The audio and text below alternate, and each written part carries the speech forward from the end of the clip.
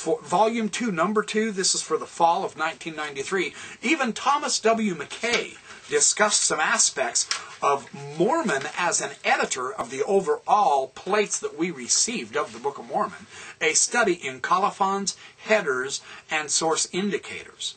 And he describes how the colophon is consistently portrayed throughout the Book of Mormon and how it details the complexity of the various writers, their nuances, what they were trying to include in the record, and trying to keep things straight. This is not Alma's teaching, it's my teaching, so on and so forth. They do that with the colophons. And McKay has it's a 2, 4, 6, 8, 10, 12, 14, 16, about a 17 or 18 page study. It's a very good little study. In their book Testaments, David Bokovoy and John Twetness, this is a fairly brand new book. It's quite interesting. 2003.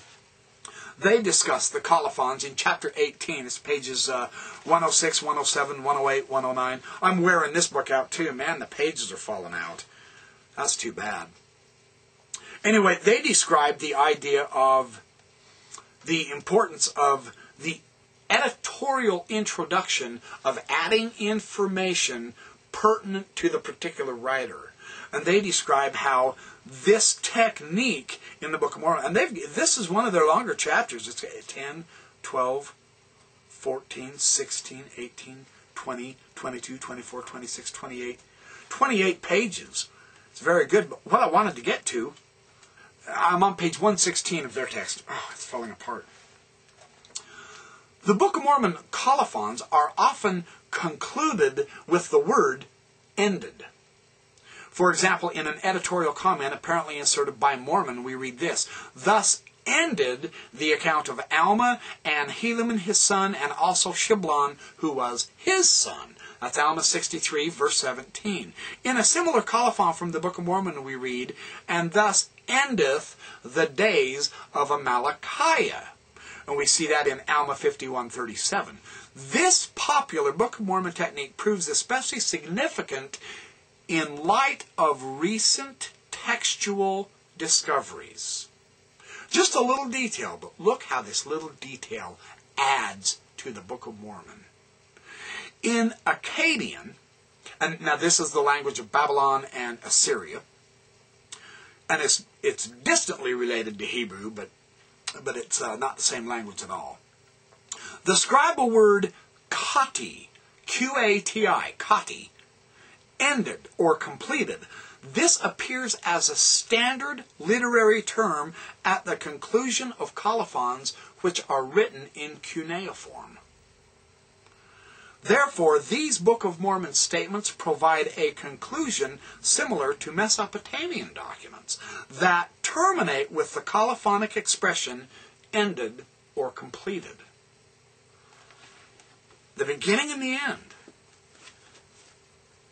Colophons, the literary technique in autobiographies that date at least to 600 BC. We have all of this wonderful literary information, archaeological discovered texts, ideas from the Egyptians and the Jews in the Book of Mormon. We have all of this in the first verse. Now, I have news for you. That's extremely fun. You'll never read that first verse the same again, will you? I, Nephi, the first 2 words as an autobiography. A proper literary autobiography dating to 600 BC. This isn't 19th century production material, folks. This is an ancient record kept by ancient prophets. Doggone it, that's fun. This is part of the fun of exploring the serious LDS scholarship on the Book of Mormon. Oh, criminy! One more thing I almost forgot.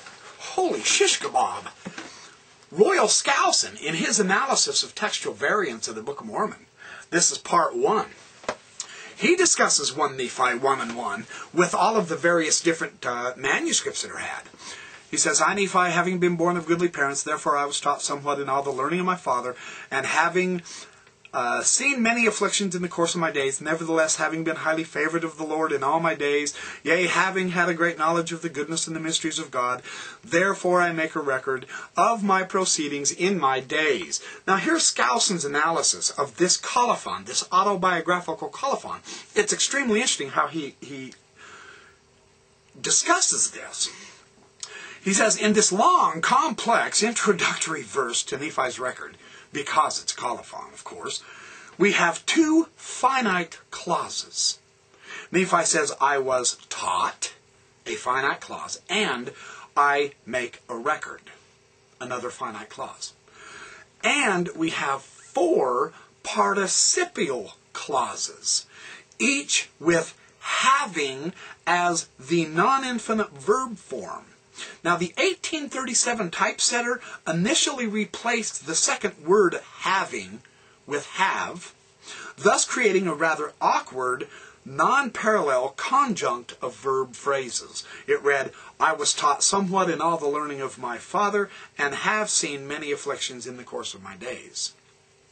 Now, while printing this gathering, the 1837 typesetter caught his error. So what he did is he made an in-press correction, thus restoring the correct word having seen many afflictions in my days.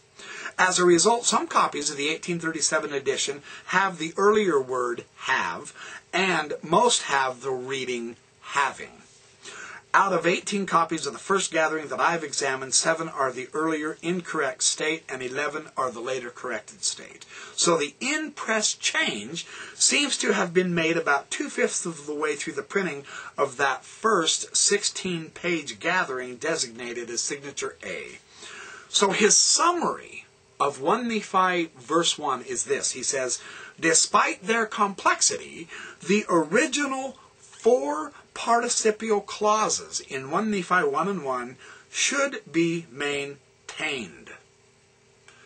So it's very interesting that the manuscript was changed, and this is one of the changes that critics argue. Says, well, if the Book of Mormon is so perfect, and we've never claimed it's perfect, we say it's the most correct book. That doesn't mean it doesn't have errors. But this error was the typesetter's error in the print shop. And then he caught the error, so he turned around and fixed it.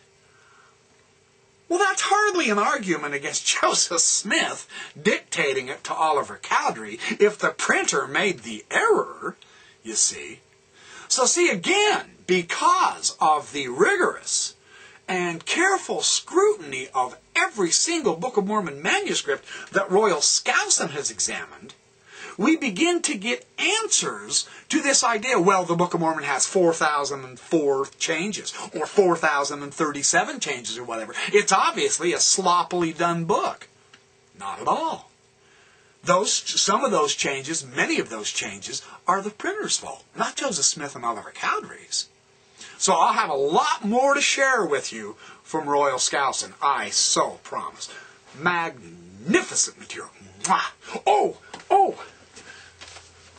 Brent Gardner, in his first volume of the commentary, this is on page 60 of Gardner, so Nibley recognized the colophons. He acknowledges John Twetnus extended Nibley's research, suggesting Alma, Helaman, 3rd and 4th Nephi all begin with formal introductions, and John Twetnus is correct, of course, but these introductions are not the same type of colophon that we find in 1st Nephi, nor should they be. And why? Because Mormon is the redactor of the Book of Mormon text, the writer or the abridger of all of these texts. So the colophon that marks the author of the work is not appropriate in Mormon's abridged texts. So we have different aspects of colophons involved. And it does contain other identifying colophons, Nephi, the end of Omni, Jacob's personal introduction, so on and so forth. At Mosiah, the interesting, and so Gardner also acknowledges that, and then he extends the information on the colophons. All the way up through 2007, we've recognized this device as a proper ancient literary device. First page, first chapter, first verse. Home run.